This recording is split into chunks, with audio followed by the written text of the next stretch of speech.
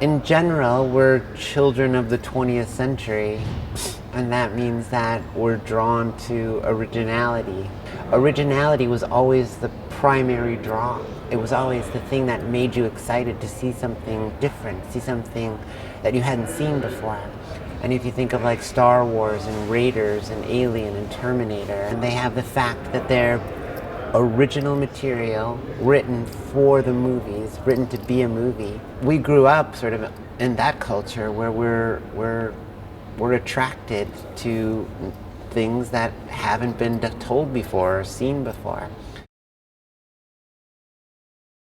Kind of the beginning where we're like, hey, how about this modern Cinderella whose life is full of drudgery and a crazy family, and she goes off into space and goes on this crazy Wizard of Oz odyssey to learn things about herself. That was sort of the beginning of Jupiter. And I said, what if there are all these people, and I recognize myself as one of them, who at times in their lives are very unhappy with their lives, and then they go on journeys or they go in search of what they want or what they need. And often what they find is they sort of come back to their original sense of home, and they need the journey to sort of help bring a certain perspective to that relationship.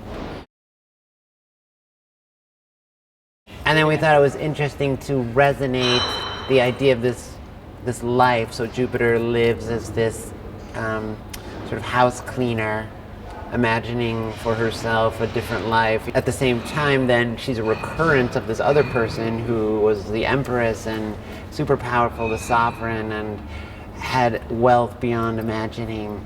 And yet they're sort of both in the same place where they're unhappy.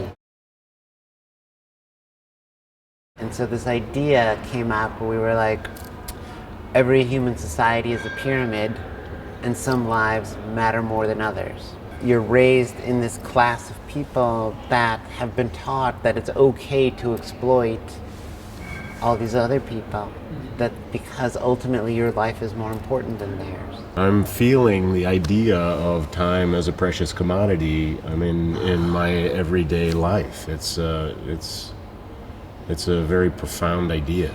Once we had that, we needed to sort of twist them up because that wasn't evil enough.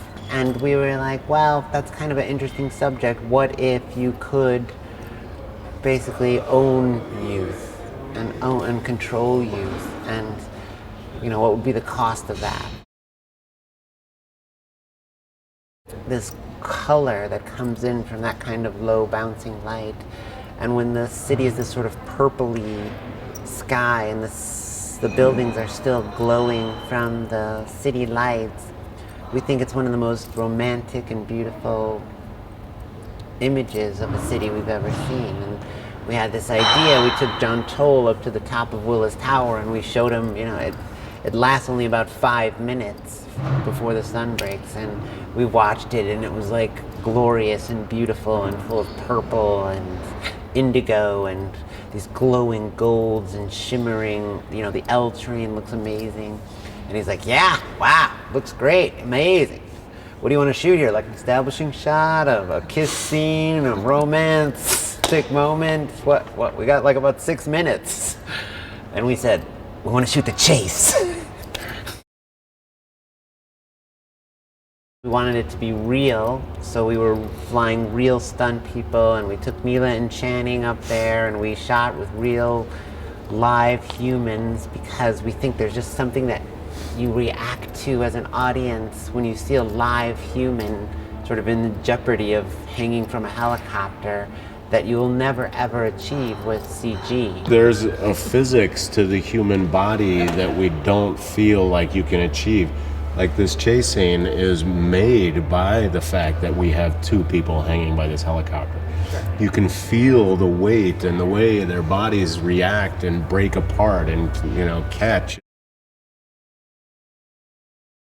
In the history of transportation, every single era or epoch, whether you're talking about, you know, liveries or chariots or carriages or boats or cars or planes or trains, they're always a level of exquisitely designed ones, especially the rich people. I mean, rich people always travel in amazing aesthetic style.